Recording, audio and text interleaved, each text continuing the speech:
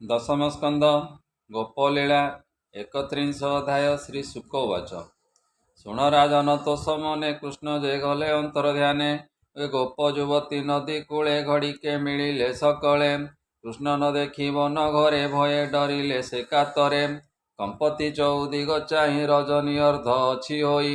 ଏ କୃଷ୍ଣର ମାୟା ଘେନି ମେଘେ ମିଳିଲେ ଆଶଙ୍କାର ଲାଗେ, ଦେଖି ସକଳ ଗୋପ ନାରୀ ଡାକନ୍ତି କୃଷ୍ଣ ନାମ ଧରି।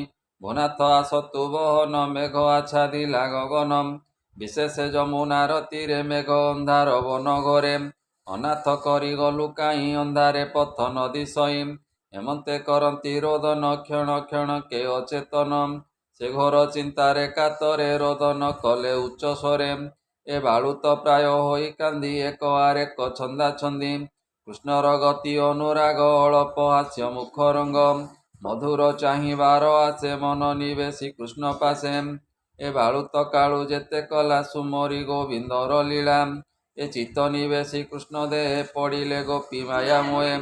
ପୁଣି ଉଠିଲେ ଜ୍ଞାନ ପାଇ କହନ୍ତି ବାଇ ପ୍ରାୟ ହୋଇ, ଏ କେବଲେ ମୁହିଁ ନାରାୟଣ ସେ ବୋଲେ ମୋହର ଶରଣ। କେବଲେ ମୁହିଁ ନନ୍ଦବାଳ ଦେଖ ମୋ ଶିରେ ଗୁଞ୍ଜମାଳ।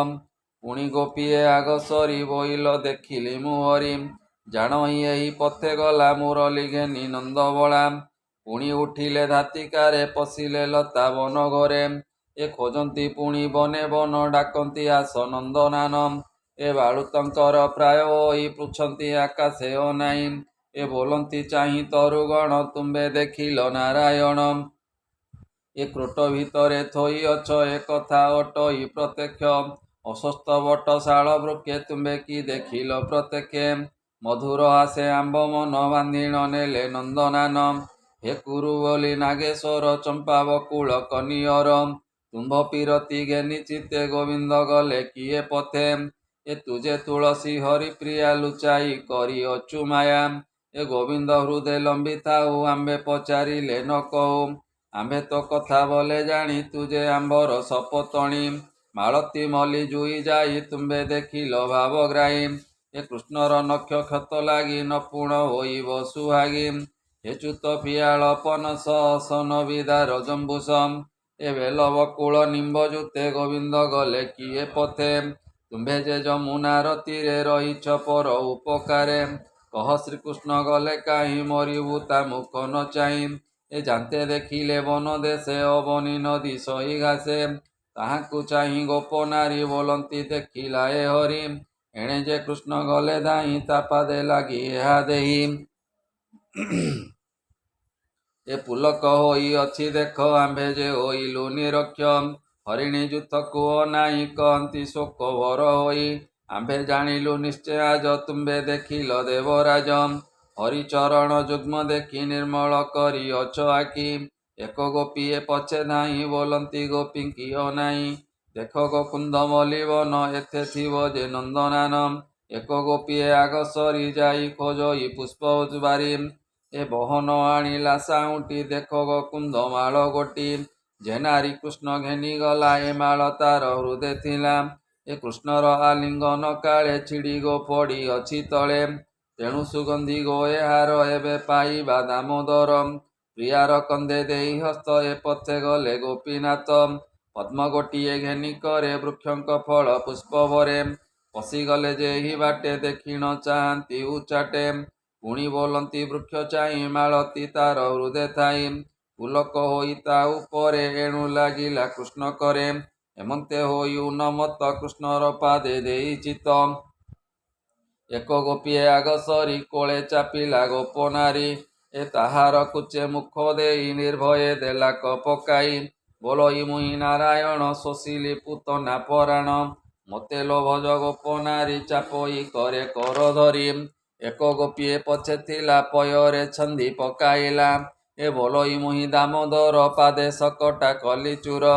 ଏକ ଗୋପୀଏ କରି କାନ୍ଦେ ପକାଇ ବୋଇଲା ଆନନ୍ଦେ, ଦେଖ ମାଇଲି ତୃଣାବର୍ତ୍ତ ମୁଁ ସେ ଲୋ ଯଶୋଦାର ସୁତ।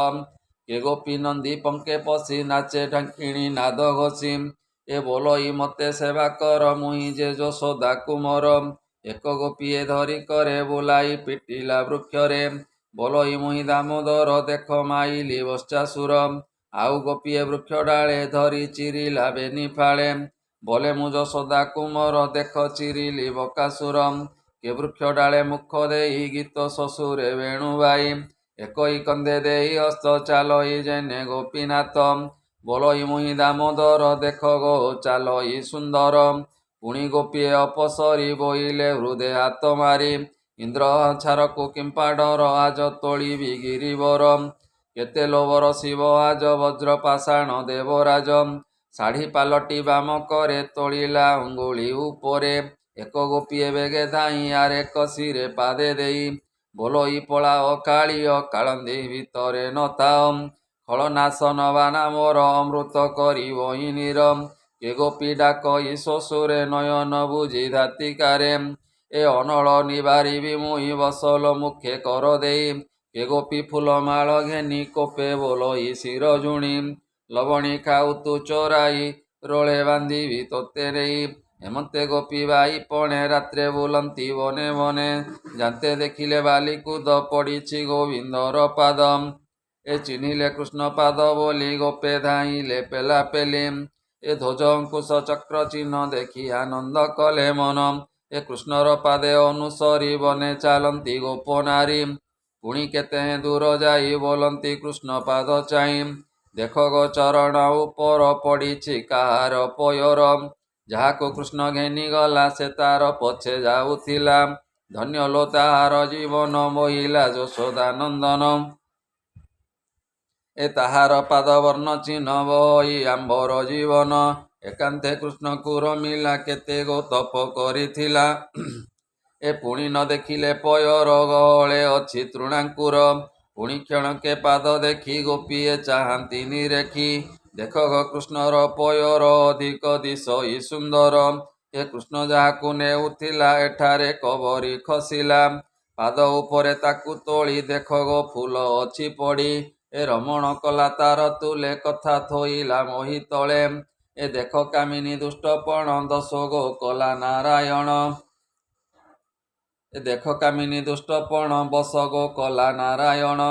ଶ୍ରୀ ଶୁକବାଚ ଏ ଶୁଣ ପରୀକ୍ଷ ରସ କେଳି ଯାହାକୁ ନେଲେ ବନମାଳି। ଗୋପୀଏ କୃଷ୍ଣ ପଛେ ଥାଇ ଗରମ ମନେ ବିଚାରଇ। ଏ ମୁଁ ଯେ ମୋହିଲି ହରି ଚିତ୍ତ ମୋତ ମୁଁ ନାହିଁ ଭାଗ୍ୟବନ୍ତ। ତାହା ଜାଣିଲେ ଭାବଗ୍ରାହୀ ଗର୍ବ ବହିଲା ତାର ଦେଇ। ଏ ମାୟା ମୋହିଲେ ଗୋପୀ ମନ କୃଷ୍ଣକୁ ବୋଇଲେ ବଚନ। ମୋ ନାଥ ନ ପାରଇ ଯାଇ ନିୟତୁ କନ୍ଧରେ ବସାଇ। ମୋହରେ ଅଛି ଯେବେ ମନ ବିଶେଷ ଘୋର କୁଞ୍ଜବନ। ମୁଁ ଏବେ ନ ପାରଇ ଚାଲି ଶୁଣି ହସିଲେ ବନମାଳି। ଏ ବୋଇଲେ ବସ ମୋର କନ୍ଦେ କୃଷ୍ଣ ବସିଲେ ବାଲି କୁଦେ। ଶୁଣି ଗୋପିକା ତୋଷ ହୋଇ ବସିଲା କୃଷ୍ଣ କନ୍ଦେ ଯାଇ। ଏ ଉଠିଲେ ପ୍ରଭୁ ଚକ୍ରଧର କାମିନୀ ଧରିଛନ୍ତି ଶିର। କେତେ ଦୂର କୃଷ୍ଣ ଯାଇ ଅନ୍ତରେ ହେଲେ ଭାବଗ୍ରାହୀ। ଏ ଗୋପୀ ପଡ଼ିଲା ମୁକ ମାଡ଼ି ରୁଧିର ଗଳେ ଓଷ୍ଠ ଛିଡ଼ି। ଦଣ୍ଡେ ହୋଇଲା ମୂର୍ଚ୍ଛିତ ଉଠି ଲୋଡ଼ଇ ଗୋପୀନାଥ। ସେ କାହିଁ ପାଇବ ମୁରାରି ଗର୍ଭଗଞ୍ଜନ ନର ହରି। ବିକଳେ ଚଉଦିଗ ଚାହିଁ କାନ୍ଦଇ ଶିରେ କର ଦେଇ। ଆସବହନ ଗୋପୀନାଥ ଗଳେ ନଦୀ ସଇ ପଥ। ମୋତେ ନିଶ୍ଚୟ ନାଶ କଲୁ ଗୋପୀଙ୍କ ସଙ୍ଗ ଛଡ଼ାଇଲୁ। କି ଦୋଷ କଲି ମୁହିଁ ତୋର ନିବେଶି ଗଲୁ ବନ ଘୋର। ହେମନ୍ତ କହି ତରୁଣୀ କୃଷ୍ଣ ହସିଲେ ତାହା ଶୁଣି। ଏ ଗୋପୀ ଯେ ଯାଉଥିଲେ ବନେ ତାର ରୋଦନ ଶୁଣି କର୍ଣ୍ଣେ। ନିକଟେ ମିଳିଲେ ତାହାର ବୋଲନ୍ତି ଧରିବେନି କର।